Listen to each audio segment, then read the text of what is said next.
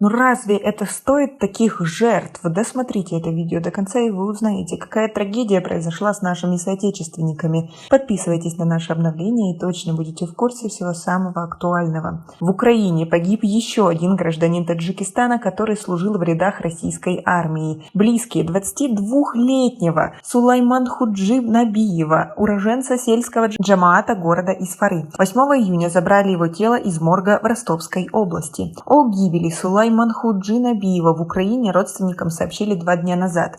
Миродж Салиев, брат убитого таджикистанца, сообщил 9 мая, что его тело было отправлено из Москвы в Худжанд в ночь на пятницу. Молодой человек с 2017 года находился на заработках в России. 2 месяца назад он получил российское гражданство и прописку в Санкт-Петербурге. Оттуда его призвали в армию. Насколько мне известно, он служил в Чечне, в одной из воинских частей Грозного. Когда его отправили на войну в Украину, нам неизвестно, сказал Миродж Салиев. Неизвестно также, в каком регионе Украины и при каких обстоятельствах погиб таджикистанец. О смерти брата сообщил один из командиров воинской части, где он служил. Мы поехали в морг. К нам никто, кроме одного солдата, не вышел. Нам запретили открыть гроб с телом. В морге было очень много тел. Люди ищут своих близких погибших, словно арбузов в поле, добавил собеседник. Как вы относитесь к такой ситуации, к такой жуткой картине, которую увидели наши соотечественники? Свои ответы напишите нам, пожалуйста, в комментарии. Согласно документам, которые распространили украинские СМИ, в составе российской группировки в Украине сейчас состоят примерно 6 тысяч уроженцев Центральной Азии, в том числе 100 выходцев из Таджикистана. Но сколько уроженцев Таджикистана реально участвуют в боевых действиях на территории Украины, неизвестно. На сегодняшний день подтверждена гибель не менее десятки уроженцев Таджикистана, военнослужащих российской армии, которые были убиты в Украине.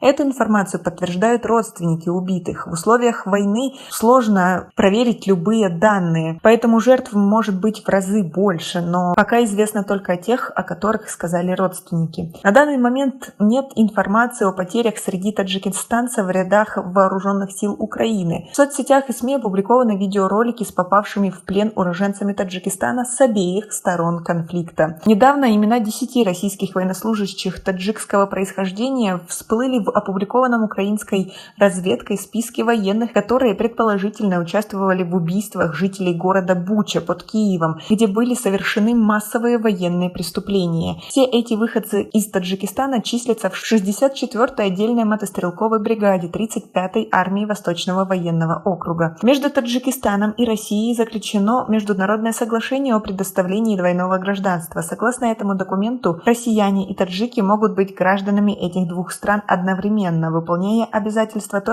только перед одной страной из них по своему выбору. Как вы относитесь к тому, что наши соотечественники участвуют в этой войне, и многие участвуют со стороны агрессора России, тем самым приходят в чужую страну убивать мирных жителей и мирное население? Ведь в 21 веке, какие бы разногласия не были между странами, это не стоит того, чтобы приходить и убивать людей. И по сути, наши соотечественники становятся убийцами и преступниками. Как вам такое? Свои ответы напишите нам, пожалуйста, в комментарии, стоит ли это того. У нас пока на этом все. Оцените наше видео подпиской и лайком. До скорой встречи!